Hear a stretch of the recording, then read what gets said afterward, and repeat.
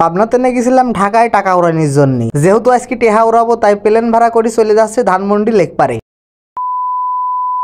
হে everyone, আসসালামু আলাইকুম। কেবা আছেন সবাই? আশা করি আপনারা সকলেই ভালো আছেন। এই যে চলে আইছি ঢাকা বিশ্ববিদ্যালয় মেট্রো স্টেশনে। এই জায়গায় সব মেট্রো রেলের জন্য অপেক্ষা করতেছি। আর এই যে হাতে দেখতেছেন এটি হলে মেট্রোর ভোটার আইডি কার্ড। এই ভোটার আইডি কার্ড ছাড়া কল এই স্টেশনের বিদিন ঢুকপিত দেয় না। তো ঢাকা বিশ্ববিদ্যালয় মেট্রো স্টেশন তেনে আমরা ফার্মগেট মেট্রো স্টেশনে আসি নাবি যাই। তারপর হোম তেনে আমরা একখান রিক্সা লই। রিক্সায় ওঠার পরে আমার একখান গান মনে পড়ে, ও সকিনা গেছস কিনা ভুইলাই আমারে।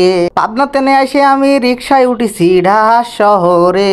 এইদিকে আমি যে আপনাদের জন্য এই ভিডিওটা করতেছি, এই রিক্সার পার থাই এই ভিডিও করতে যায় কিন্তু আমার সেই ভয় করতেছিল। খালি মনে হচ্ছিল যে কখন জানি দৌড়ে আসি কপাত করি ধরি পকাত মারি দিয়ে চলে যায়। দেখতে দেখতেই কল আমরা চলে আসছি সেই ধানমন্ডি লেক পারে। আর এই ধানমন্ডি লেক পারে কিন্তু প্রতিদিনই এরকম হাজার হাজার মানুষ হয়। আসলে ঢাকা শহর একটা ব্যস্ত শহর, আর এই ব্যস্ত শহরের মানুষগুলিও কিন্তু ব্যস্ত, তাই তারা সুযোগ পাইলে পরেই এরকম ফাঁকা জায়গায় বেড়াতে আসে। বিকালবেলা আমার মতন খায় দেয় যারে কাম থাকে না তারা কিন্তু এরকম বেড়াতে চলে আসে এই জায়গা। আমরা চারদিক ঘুরি ঘুরি দেখতেছিলাম আর চারদিকের পরিবেশ বোঝার চেষ্টা করতেছিলাম। আর এডি আপনার কোন বন্ধু হতে পারে অবশ্যই কমেন্ট করে জানাবেন। আসলে বিকালবেলা মানুষ এই জায়গা কিসের জন্য এত ভিড় করে তা আমি কিছুই বুঝি পেলেন না। আপনারা এখন করতে পারেন যে ভাই তাহলে আপনি গেছেন কিসের জন্য। আসলে মানুষও এই জায়গা আসে তাই আমিও আসলাম, তবে বেশিরভাগ মানুষ এই জায়গা জোড়ায় জোড়ায় আইছে আর আমরা আইছি সিঙ্গেল। মানুষের সাথে এডি হইলে আমার পার্থক্য। তো এডি ছিল আজকে ছোট্ট একটা ভিডিওটা কিরকম লাগলে অবশ্যই কমেন্ট করে জানাবেন। সবাই ভালো থাকবেন, সুস্থ থাকবেন। আই লাভ ইউ, এটাই বাস্তব। হা হা হা।